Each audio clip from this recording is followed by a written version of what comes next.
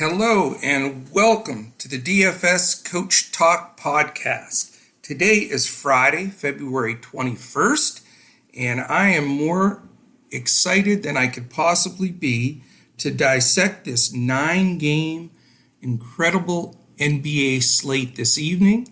It seemed like for so long we were without basketball with the All-Star break, and here we are with some nice slates, tonight with the big 18 teams playing. And then this weekend we have, I believe, 6 or 7 games, both Saturday and Sunday. So great DFS action for sure. It was a great night last night. Some really solid wins on DK and FanDuel. Really swept the board on DK, so that was a great way to start out, and we want to keep the momentum going today right into the weekend. So very excited. I'm going to be going solo today, so I'm going to roll through this, and then this weekend will be fantastic because both Saturday and Sunday, Michael Apotria will be on the shows with me, so that'll be fantastic. And then the shows all during the week next week, we'll have a lot of Mr. Andrew Hansen and a little of Mike Apotria sprinkled in there. But those are the 3 NBA pros at DFS Coach Talk. So you'll be hearing a lot of us. And hopefully our audience, we had a really strong following at hoop-ball.com where we did a lot of podcasting together the last 3 years. So hopefully we get a lot of them to jump over here. We're still partners with hoop-ball.com. They do basically year-long leagues, and we'll really help them promote them, come this summer as they get geared up for next season. And they're going to return the favor by pushing a lot of the stuff our way from the DFS side. So, our season consists of one day. Like, yesterday it happened to be a great day, but now today we start from scratch and we have to do it all over again. So I'm not going to chit-chat a lot today because it's a 9-game slate and because there is a massive amount of player news. So, that is really the main thing that we have to go over. We start every show by going over the up-to-the-minute player news that affects the slate. And I know sometimes it's a long list and it takes a little bit of time, but to me it's massively important because, as we all know, we need to know who's in, who's out, or who's questionable, especially with no late swap on some of the sites. So let's start right off and dive in. A couple of things to mention before we get started. Remember, you can reach out to us at dfscoachtalk.com. We have an awesome Discord in there where we're always talking strategy. We'd love to have you guys join us and gals. And on Twitter, you can follow us at DFSCoachTalk. And then, 3-step program, process, whatever you want to call it. And that's simple. You listen to this podcast every day, 7-day-a-week free content in front of the paywall, best in the industry.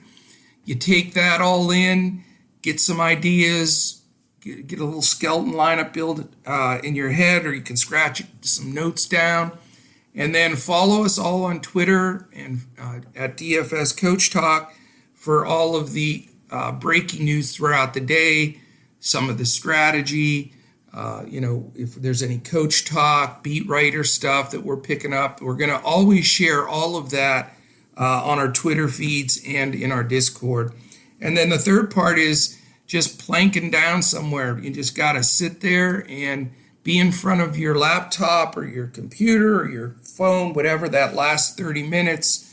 That's when we'll be releasing lineups, when the final player changes are made. And then obviously for all the early games, we'll get all of the lineups for the starting teams in that 7 Eastern slot, because the NBA, as you know, they have to release starting lineups 30 minutes before tip. So that's the 3 steps. Boom, boom, boom. So let's start with number 1 and attack all of the news. So here we go. Pull up a chair, grab a cup of coffee, get a little notepad because we got a lot of info.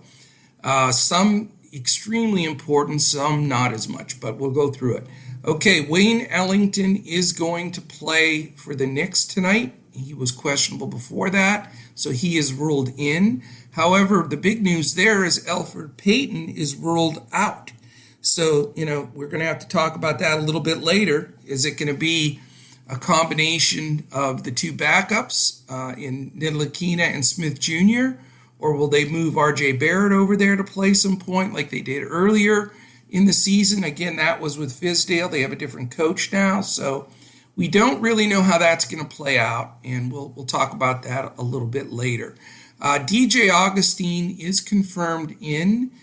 He had been out a little bit with a knee bone irritation. Does not sound comfortable.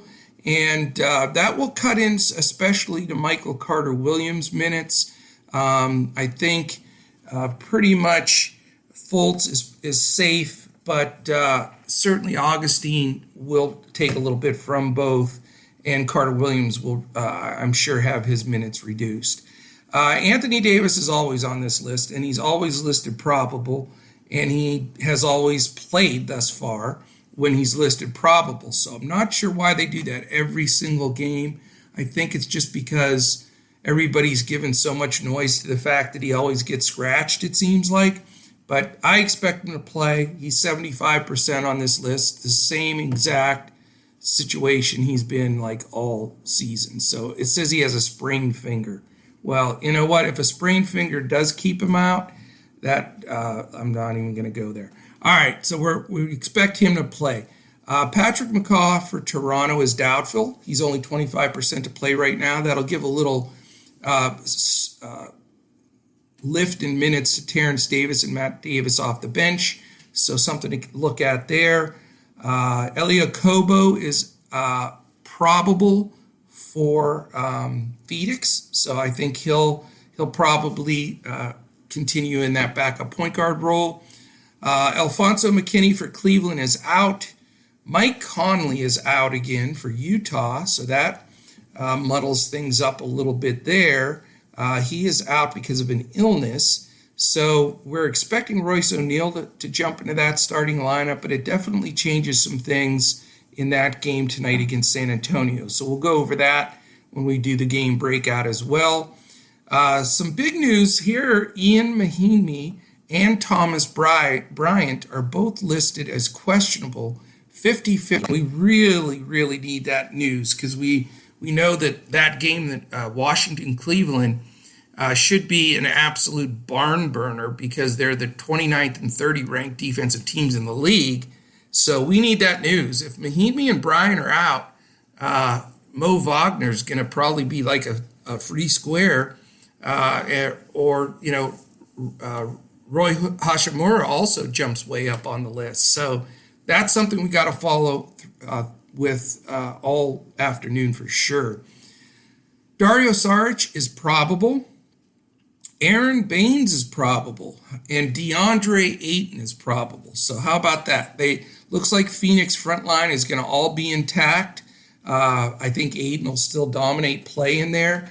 But, I know Coach Williams there, Monty Williams has flirted with playing Baines and Ayton at the same time a little bit and letting Ayton play facing the basket at the 4. So we'll keep our ears and eyes open to see what Phoenix, if they're tipping anything off with that. So that definitely muddies that whole situation, and we'll keep a close eye on it. TJ Warren is questionable, 50-50 for Indiana. That's big news, too, with their rotation.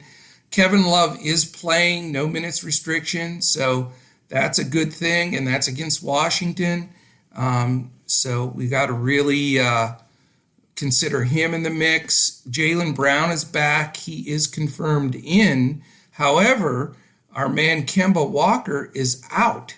So he has a sore left knee, which is really surprising. Some of these guys came out of this All-Star weekend banged up. That's really pretty sad that we had some of those guys not be able to suit up here. But it definitely changes the whole rotation for Boston with Kemba out, and we'll go over whose usage jumps the most.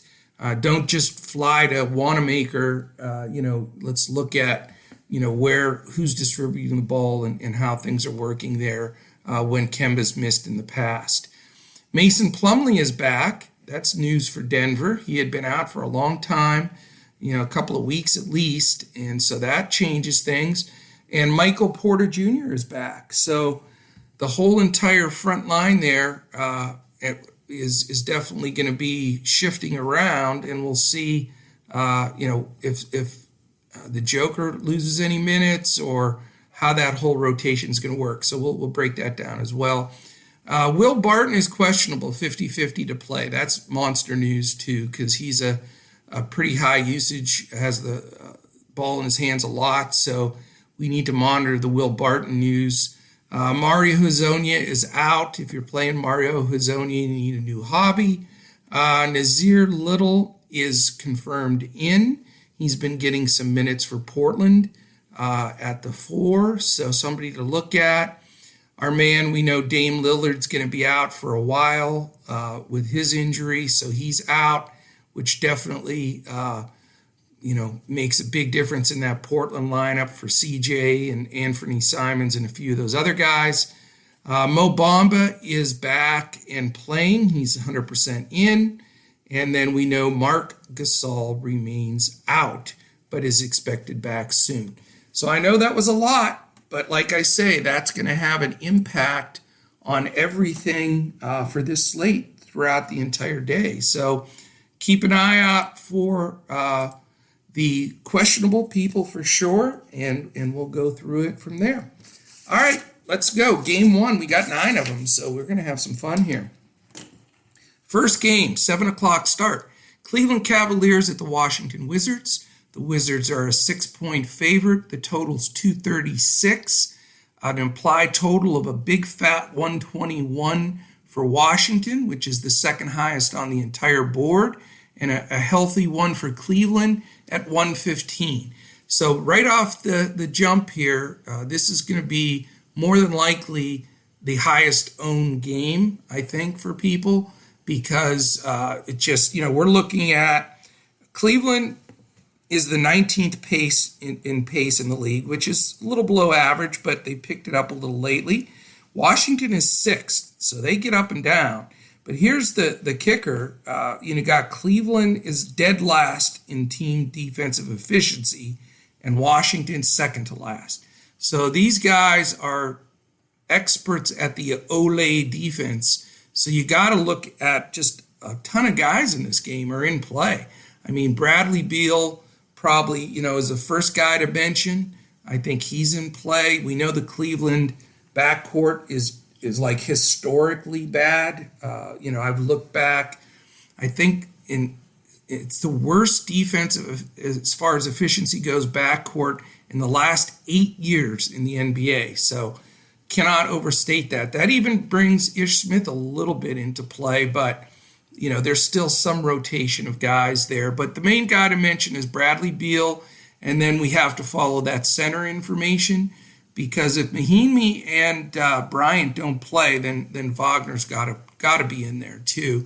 And I think Hachimura is a really, really good play. He can play like almost every position on the floor, and they've been putting him at center at times before his injury.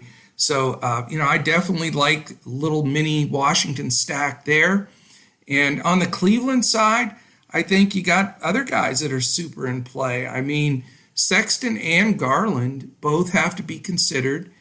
Bradley Beal right now is ranked second to last against defense, real plus minus, against the shooting guard position in the entire league. So, depending on how they match up, more than likely, I think he'll take Garland and Smith will start out on Sexton. But, I like both of them in this game, especially Sexton, and you got to consider him. Kevin Love is certainly a great play. I mean, Washington doesn't defend, and we know he can rain threes. We know that he can rebound the heck out of the ball, so you've got to consider him. Tristan Thompson's coming off an absolutely ridiculous game where he was like 1% owned and threw up a 50 burger. So, I mean, I wouldn't blame you for playing Tristan Thompson either. So, again, like I say, I mean, I know it's a 9-game slate. You don't want to go overboard, but it's, 236 is the over-under, which is the second highest total on the board. And you've got two teams that just don't defend. So, all those players I mentioned, that's about 7 guys, all in play. And I'm pretty sure I'm going to have about 4 guys from this game in my lineup tonight. So it's a key game. I did want to mention that this is the first night of a back-to-back for Cleveland.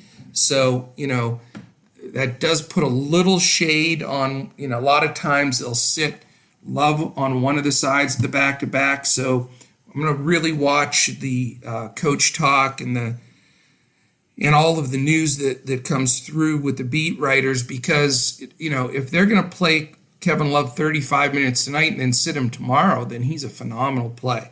But if we hear he's going to try to play both sides of the back-to-back and they're going to limit him to, upper 20s, then he obviously at his price isn't as good of a play. So let's follow that news and see what it is. Washington didn't play yesterday, don't play tomorrow, so they are wide open to jump on. So, all right, game 2. That'll be the longest we spend on a game, because that really is, to me, the best game on the slate. The second game, Dallas Mavericks at Orlando Magic. Mavericks 4-point road favorite, total 219.5. 112 implied for Dallas, 108 for Orlando. Certainly not as great of a game as the one prior. You've got Dallas on the first night of a back-to-back. We'll see if that affects much in the past. We've really had Luka, just play monster minutes on both sides of back-to-backs, and that not be much of a problem. Porzingis is the one that generally gets tweaked down a little bit and a little bit less on the floor in back-to-back. So we have to see how that plays out. Orlando's not played yesterday or tomorrow. Dallas is 22nd in pace, Orlando 28th. So there's a red flag for this game. And defensive efficiency, Dallas is 19th, a little below middle of the road. Orlando's 7th, and they do grind it out and play some good D. And so they're definitely a team that has not, put up monster DFS numbers or allowed monster DFS numbers. So as far as this game goes, it may be a game to steer from with such a monster slate. I certainly don't blame anybody for playing Luka. I don't think Orlando has anybody that really can sufficiently guard him. And I think Luka would be a great play, but you can only pay up for 1 or 2 guys on a slate this big. But Luka's certainly one of the guys that you could. His price is high, but it's not unreasonable for the potential that he brings out there. So Luka's on my watch list and possibly going to look at. He's the only Maverick, though. Like I mentioned, I'm not high on the Porzingis situation with the back-to-back, if they're going to try to play him tomorrow. Orlando, Vuk's a little too expensive. Fournier is okay, but the Mavs play a decent defense. So I think I'm going to steer clear of Orlando today. All right, let's go to the third game on the slate. Phoenix Suns at Toronto Raptors. We have the Raptors a 7.5-point favorite, and it is a 229 total. Implied Toronto 118, Phoenix 110.5. Again, we have some player news we have to watch for this game, but we know the bigs are all back for Phoenix. So this should be a very interesting game, very playable game. Phoenix is on the first night of a back-to-back. Toronto's didn't play yesterday. They don't play tomorrow. Pace, Phoenix 10th, Toronto 14th, both very respectable. But the red flag for me is Phoenix is 18th on defense, and they've been going down. But a lot of that's because of the interior. And with, Ayton had missed 25 games with a suspension. And then, earlier in the year, Baines has been out a long time. And those two guys fortify and rim protect inside. So I think really their defense is better than the ranking of 18. If you took out all the variables mathematically, and I have not done that, but I'm just going to presume, they'd be probably like a 9th or 10th best defense in the league. So not somebody I target. And Toronto's second best defense to Milwaukee in the entire league. So again, that puts, it makes this game a little tough. The number's pretty good though. 229 is a solid number. There are definitely some plays here. Ayton has been terrific. And Toronto, even though Ibaka is really solid at center, they are not the same defensively in the interior without Marc Gasol. So Ayton becomes possible, but again, he's got, maybe Baines cutting into some of that if they're not going to play on the floor together. So I don't think I'm going to pay up for Ayton, but he's certainly worth a consideration. On the Toronto side, I think, you've got to look at possibly Fred VanVleet. I like the fit for him in this game versus that type of the defense that Phoenix plays against two guards and even the backcourt in general. I also like Pascal Siakam in this game. I think that he just looks like such a stud right now. I mean, he's really, I think, taken that extra step, sort of like Bam Adebayo that we saw last night. I think the fact that those guys both played in their first All-Star game, they just feel like they belong at that elite level now. It's like you could see, if you watched the game yesterday and watch Bam, it was unbelievable. Yes, he's been good all year, but I'm telling you, he took that court like, I am a badass, I belong, I'm the best player on the floor. And he played point center a lot of the time. I'd say there were at least 10 to 15 occasions that he rebounded the ball and brought it up the court. And, he had 7 assists, so he was dishing the ball great. And then he even made some moves one-on-one, went between the legs, crossed the guy up and finished at the basket. So, the reason I say that is I think we're going to see the same thing. I really do in this game with Siakam because, that belief in yourself, once you're around that type of group and you feel like you're in there equally with LeBron and AD and Harden, Westbrook and all those guys, you see the level of their play go up. So I like the Siakam coming off the All-Star break against Phoenix. I think he could be one of my strong plays today. I think he may go off here. But this game is interesting. Certainly, you can consider Kelly Oubre Jr. He's been solid. And that's another option that you might want to consider. All right, 7:30 game again. Indiana Pacers at the Knicks. This one's not a great DFS game. I'll just tell you right off the jump. Indiana's a 6.5 point road favorite. The total is only 212, which is dead last, lowest number on the board, and implied 109.5 for Indiana, 102.5 for the Knicks. As far as pace, it stinks. Indiana 25th, Knicks 20th. Defensively, Indiana is 11th, and the Knicks are 23rd, which is actually better than they used to be. So I don't know. This game is not something that excites me. I'm only going to mention two players because they're the only two players that I would consider rostering to make this game, not waste time on this game. You got to look at Sabonis a little bit on the Pacer side. He's just been a monster, and he is mispriced on a couple of the sites. So there is like a big difference in his pricing. So you got to look at where he's a value. And then on the Knicks side, Julius Randle, since Morris left and he's really been given the keys to the car, if you will, and now with Peyton out also, Randle could easily have a solid game. But remember, it's a slow pace, and Indiana is 11th in defense in the league. So that's really all I have on that one. I mean, it's not certainly a game I would recommend focusing on. Maybe a one-off on Sabonis where he's a better value, and if you can fit the salary of a Randle, then you have to consider him. Put a little star by Mitch Robb, though. Mitchell Robinson is starting to get a little more run, and if he can stay out of foul trouble, he just puts up DFS points by the bunches, so he's certainly somebody to keep an eye out for. Maybe not in this game, but definitely in the future.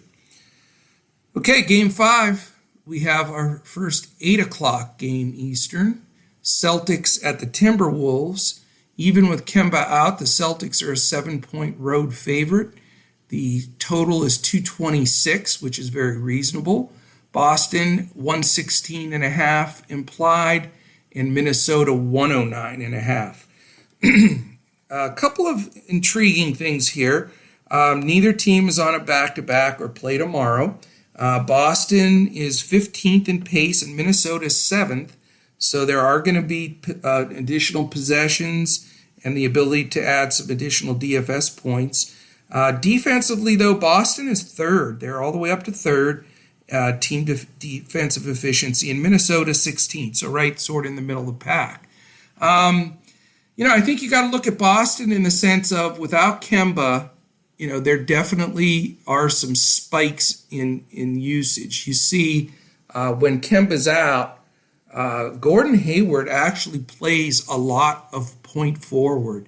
They literally, when Wanamaker's not in there, I mean, he brings the ball up and really handles the ball a lot. And if he doesn't, Jason Tatum does. So that, just out of usage standpoint, I think you got to consider right off the top, you have to consider Tatum and Brown because just of the usage aspect, and Hayward, I'm sorry, those three. But specifically Tatum and Hayward, and then third I would have Jaylen Brown because he gets a usage jump of 4.5% with Kemba out as well. So all three of those are playable against a team that is fast-paced, that's just middle of the road defensively. I have no problem with playing a couple of Celtics tonight. It's generally, if they're all at full strength and everybody's playing, it's a little bit harder to roster many of them because the pricing is a little tough. But when one of the main guys is out, like Kemba tonight, they certainly become playable in a really nice position against Minnesota. So if I had to rank them, I'd probably go Haywood, Gordon Hayward, and then Tatum, and then Brown. Those would be the first three I'd look at.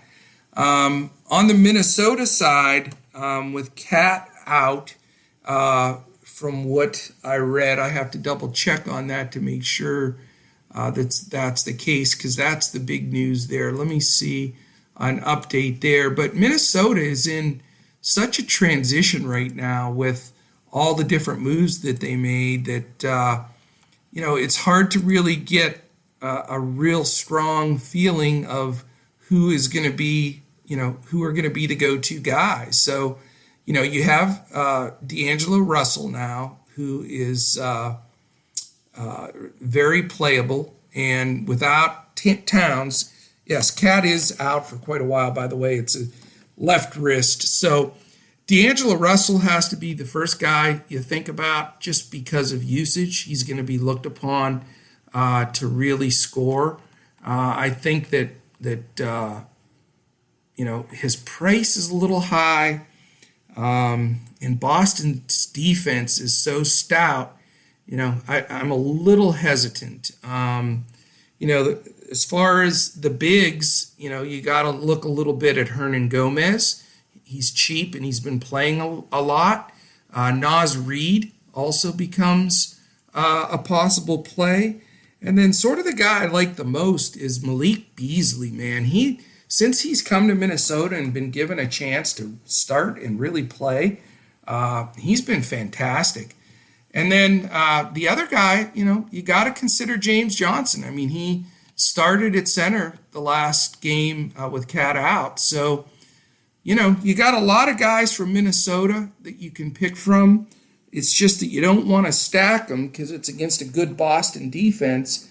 But the pace is going to be good in this game. I think it's going to go a little overlooked, and I think a lot of these guys are playable. All the people that I mentioned, I could easily see myself with one or two from Boston and one or two from Minnesota. So far, this is the second best game for me on the slate, and we just need to keep an eye on the news as that unfolds also. Okay, at the midway point, well, a little over the midway point, we only have 4 games left. A couple things I wanted to mention real quickly is don't forget to follow us on Twitter. We are at DFSCoachTalk. Between all the pros, Mike, Andrew, and I, and then we have 7 guys that are attacking this DFS Coach Talk venture, and they're all in and out of the Twitter all day, and they're in our chat all the time as well, our Discord. So, fly in there and listen to us. But as far as the pros goes, I'm at Joe Sarvadi, JoeSarvadi. Mike is at Mike Apotria, Mikeapotria, and Andrew is at Language Olympic, just like it sounds. And definitely tweet us, let us know what you think, give us ideas and suggestions. We want to have a lot of interaction with our members and our listeners. I really think that's what's built up such a big listenership in the last year, and we want to even grow that more and even be more serviceable to our entire group that's out there. As I mentioned at the start of the show, it's starting to leak into iTunes and some of the other places that share and put out the podcasts. We should be on iTunes by Monday. We're already on most of the places you can go. I'm recommending YouTube through the weekend, but you can certainly try to catch us on iTunes, Google Play, Stitcher, Podbean, iHeart, and Spotify, as well as YouTube. So jump on there. We do ask you this. This is really the only thing we ask every show is, take 15 to 30 seconds. It's really important to rate, review, subscribe to, whichever forum you're listening to us on. On YouTube, click that thumbs up. That's really important to us. And click the little bell icon on YouTube, because then as soon as we publish the pod, which I'll be doing here in just a bit, you will get information saying a new pod's just been posted. So we're going to always release the show around between 1 and 2 in the afternoon on the East Coast, because we want to get the up-to-date, totals and game spreads and player news. We want to give you good info. It's, yes, a lot, things are going to change between now and lock, but at least we're giving you a good, solid feeling of what everything looks like. So, and definitely, once we have the iTunes on there, hit the 5 stars, give us a quick comment. The reason we really want to build this up and get the good reviews and everything is it moves you up the ladder as far as searches. When somebody's looking for DFS, NBA, etc., those keywords, the more activity and likes you get, you move up the chart there. So we really want you to do that for us. We'd really appreciate it. And that's it. So, all right. 4 games left. Denver, Oklahoma City, also an 8 o'clock game. Looks like a close spread, but a low-scoring game. Thunder favored by 1.5 at home. It's a 215 over/under, 108.5 implied for Oklahoma City, 107 for Denver. We've got Slow teams. Denver, second slowest team in the league, 29th. Oklahoma City, 23rd. Defensively, they both D it up. Denver, 9th. Oklahoma City, 12th. So we've got the slow pace, good defense, low total. That's usually pass, pass, and pass. But, it's certainly worth looking at anyway, and we'll talk about it briefly. Obviously, I'm stacking a few games, and with 9 games on the slate, you can only play so many guys. So I can tell you right now, the chances of me playing anybody at all from this game are slim. I do want to hear the Will Barton news. As we said earlier, he's 50-50 and questionable. That could bring somebody into play if he sits. So keep a close eye on that. The Thunder, with Paul and Shea, they always are in play just because they really dominate a lot of the time for the Thunder. But I just don't think at their prices that you get enough value for the amount of possessions that are going to be had in this game. Neither team is on a second night or first night of a back-to-back either, so that is something to consider. But I am ready to move on. 3 games left, 9 o'clock game, sits alone at 9. San Antonio Spurs at the Utah Jazz, Jazz -7.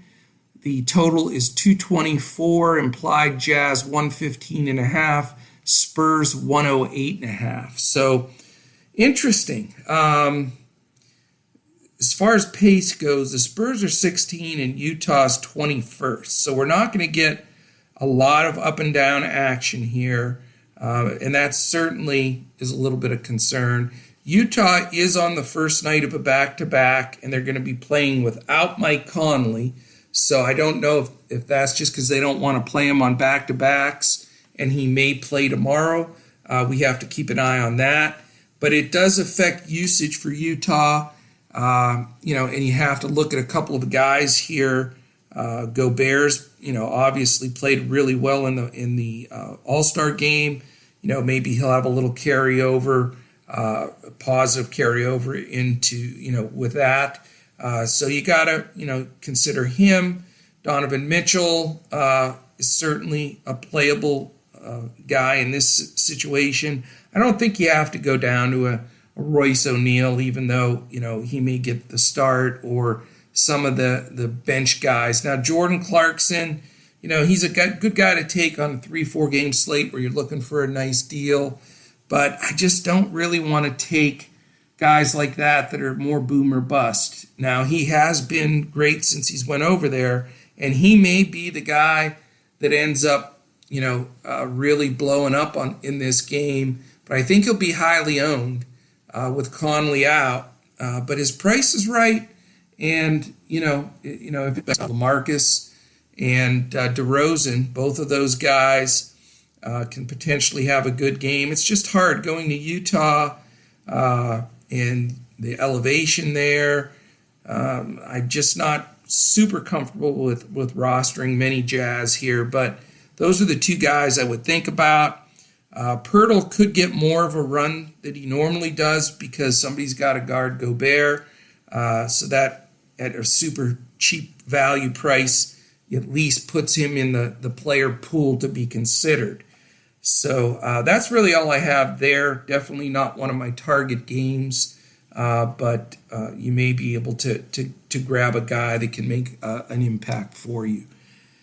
Okay, speaking of impactful games, we do have 2 late night hammer games, late night sweat, 2 10:30 games that stand alone. So if you're going to play the two game late night card too, that's going to be a nice little 2 games to play with big totals and teams that get up and down. So again, here's the other game with Cleveland Washington that's probably going to be close to the highest owned. I would say these last 2 games and that Cleveland Washington game, you will have the most exposure. It's the Pelicans at Trailblazers. Pelicans are a 5-point road favorite, which is pretty alarming considering if you look at the Pelicans' record. But Portland has played like garbage. Dame's out, and, I get it. Vegas really made a big jump there with putting them a 5-point road favorite. It's the highest total on the board, 238.5. The single highest implied total, Pelicans, 121.5. To be a road highest implied total is pretty impressive. And 117 is no slouch for Portland, considering Dame's out and, he can drop 50 on you. So, there's so many guys to talk about in this game. I mean, let's face it. I mean, Drew Holiday is a terrific play. Brandon Ingram, fantastic play.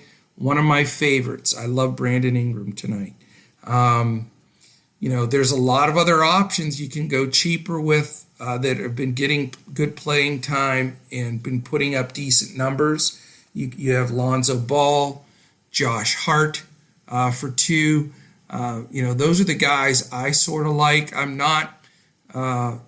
don't feel good about really the 5-man or most of the bigs for the Pelicans between the rotation that they have with Favors and Melly and Jackson Hayes. So I'm going to steer clear of that, but the backcourt guys for the Pelicans are hugely in play here and will definitely make some of my lineups. Also, as far as Portland goes, you've got an opportunity here. If they're going to put up the 117 implied total that's there, and they're not going to get a point from Dame, which they're not because he's not going to play, we're talking about big games from guys like C.J. McCollum, who's going to be pretty highly owned. Carmelo Anthony, believe it or not, is going to get a decent amount of ownership. I think Trevor Ariza is a terrific play. I think bargain basement somewhat, Anthony Simons becomes a really good play. And certainly Whiteside is a terrific play because usage with Dame out, everybody's usage goes up. And, all of those players could be key to, really being able to not get passed by everybody in these late games, watching this game just blow up. So I think you have to have some exposure here. I really do. And maybe multiple players are, that would be my consideration. 1 or 2 Pelicans, probably 1 for me, and probably 2 Trailblazers. So I probably, out of my lineup, like 8 out of my 9 guys, for example, on FanDuel are going to come from the 3 games that I've talked about that I really like tonight, and that's Cleveland, Washington. What was the other game? Well, we know the Pelicans and Blazers, and then the other one was Phoenix and Toronto. I think you've got some guys there, and Boston, Minnesota. That was it. Boston, Minnesota. I'm sorry. Boston, Minnesota is the sleeper of the 3 that I think I'm going to roster the most guys in. So a great game, a lot of exposure there. Fun to, like I say, I'm going to play some 2-game late slates as well, just because these last 2 games are so juicy. But that's it. I know I didn't narrow it down much there, but there's just so many guys in play, and we just need to watch the news and see. It's going to be tough on the salary tonight. It's a hard word for me to say for some reason. There's not a lot of value that just jumps out at you like normally would be on a big slate like this. There is some, and we may have to get some news on these last guys that are 50-50 questionable to play to get some of that news, but there definitely is some.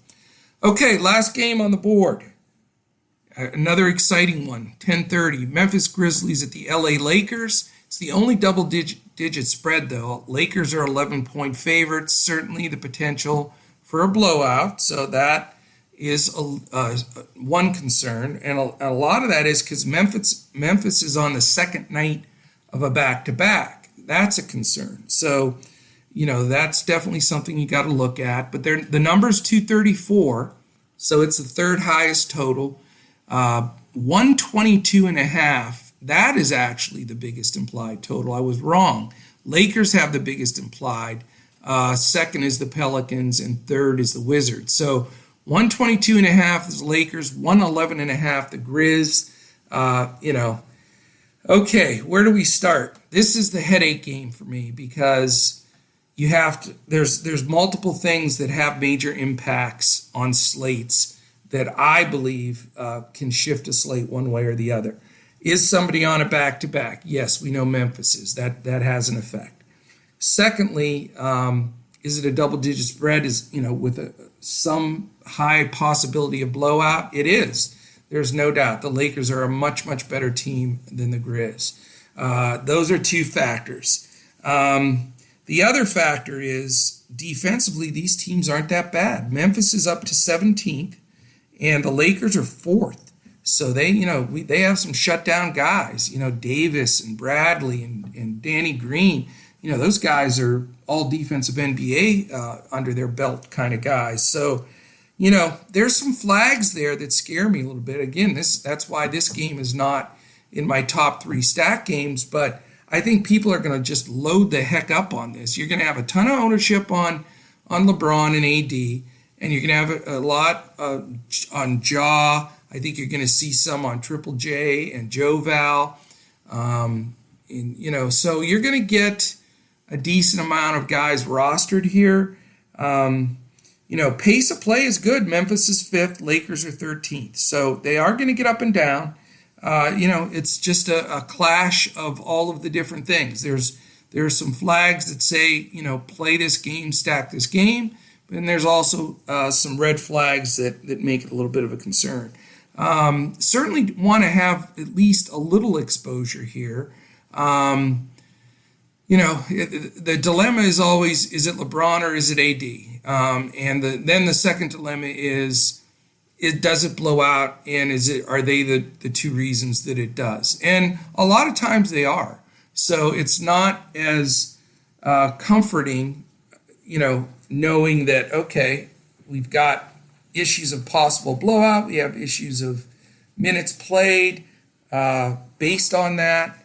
But that, like I say, the comfort comes from knowing that generally it's AD and LeBron that are doing all the damage. So I doubt that I'm going to pay up for those guys, but I certainly wouldn't blame you for making either one of them. I think LeBron will be a little higher owned than Davis.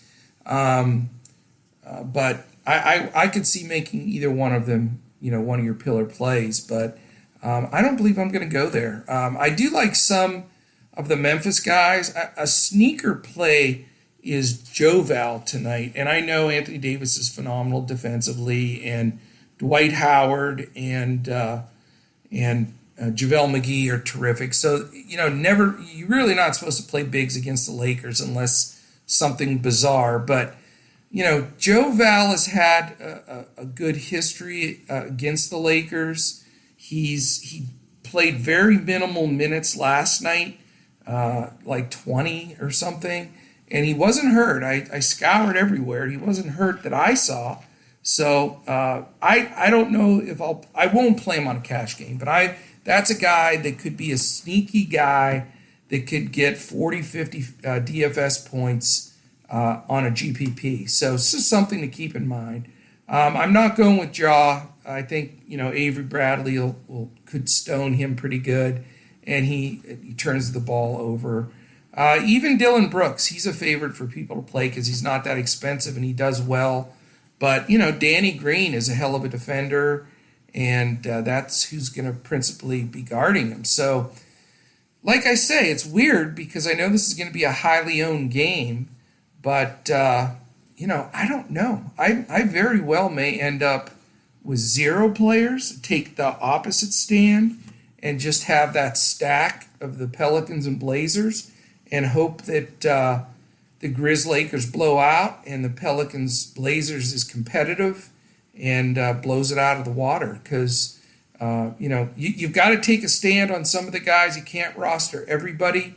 If you pay up for the LeBrons and you pay up for the Lucas and you pay up, for the Anthony Davis guys of the world here on this slate, it's going to really knock you out of taking some of those great guys that are just one level below in pricing that we talked about. Those Boston guys, we talked about Siakam from Toronto, Beal from Washington. So, I mean, I'm probably going to favor a little bit more on my cash side of strong players, but a little bit more of an even build I'm definitely not going to go stars and scrubs. I don't think you can afford to, in my opinion, have Luka and Bradley Beal and somebody like Siakam, or Luka and Anthony Davis and somebody like Beal or whatever. If you're putting three high-priced guys like that in your lineup, you're going to have to really be stars and scrubs. And I just don't think there's enough scrubs that can get you home. And, let's face it, man, you cannot take any low scores. I mean, the days of being able to cash on FanDuel with 360 are sometimes over. You better be in the 400s, low 400s on a slate like this, or you're not going to be cashing much. So, if you look at it that way and you break it down, that means you need your guys scoring 35, 40, between 35 and 40 each to get you to the finish line. So, can you take a chance on, an ancillary guy that, you just want to take a shot at, like a Pirtle because he's cheap, or an Anthony Simons, or Dylan Brooks. Those guys, yeah, they're pretty inexpensive, but what if they do give you 17 or 18 fantasy points? Then you're in a little bit of trouble. So DraftKings, you can get away with a little bit more. The pricing there. Last night, I swept everything I was in, and I only had 327, which on FanDuel would get you, a bowl of soup and a free hat. That's about it. So, you got to look at which site you're playing on, and you got to figure out, where you're going to get that scoring. And there is a lot of discrepancies in pricing tonight, that I noticed, and that's been a real trend. Check out Sabonis, Simons, Ingram, James Johnson, Hernan Gomez, Hashimura. A lot of those guys I just mentioned, there's 500 price difference, 1,000 price difference between mainly DraftKings and FanDuel. So you got to weigh all that in and build different lineups, with whatever site you're playing on. I have generally played on FanDuel and DraftKings, but I've also played on Fantasy Draft and Yahoo. I like all four. They're all completely different. You have to build lineups completely different.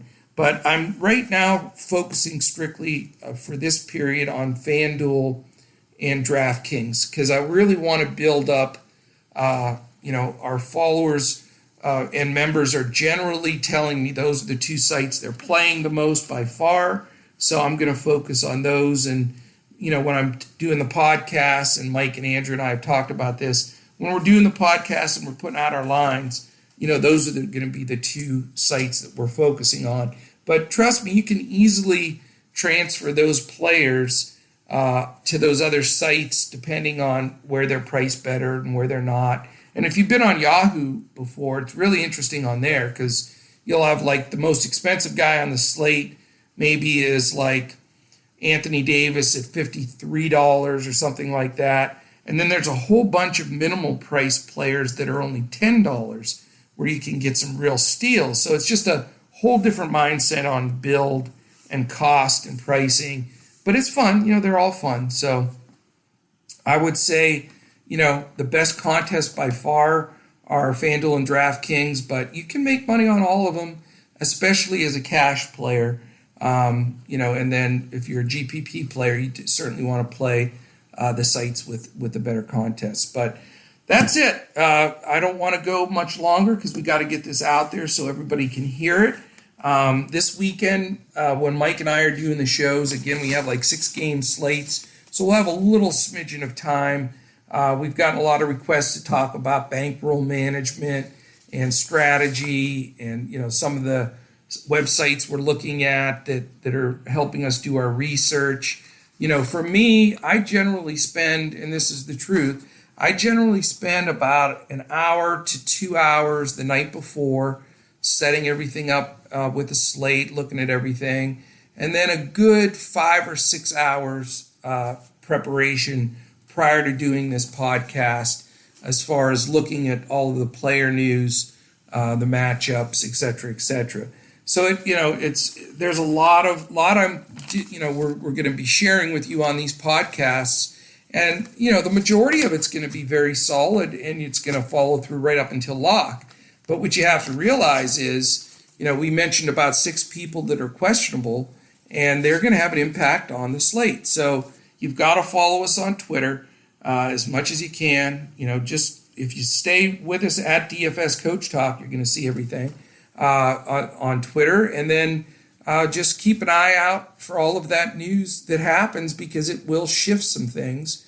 And then that last 30 minutes on our Discord is going to be key. You want to be there with us at dfscoachtalk.com and in our Discord, because we're going to have lines. We're going to talk about how things are panning out right up until lock. And there are times where you put a line together, and 10 minutes before you find out a guy is out sick, and it dominoes into about 3 different moves you have to make in your lineup. So we're going to be moving on our feet there right before lock to make sure that we don't have any mistakes or miss anything. So you want to definitely, wherever you got to do it, whether it's at your desk at work, in headphones at home, don't drive and try to do any of this.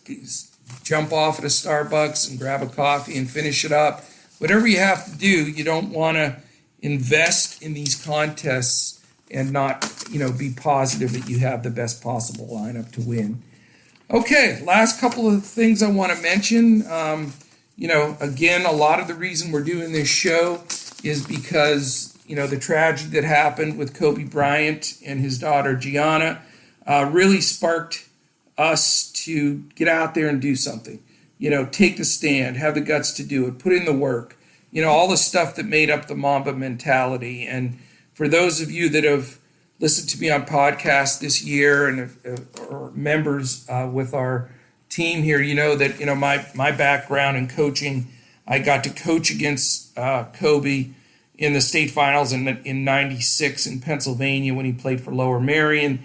And then I got to assistant coach on a team of AAU All-Stars where he played a game against the Ohio All-Stars. So I got to see it firsthand, which, it hit everybody in the basketball world hard. And I'm still trying to deal with it here 3 weeks into it or whatever.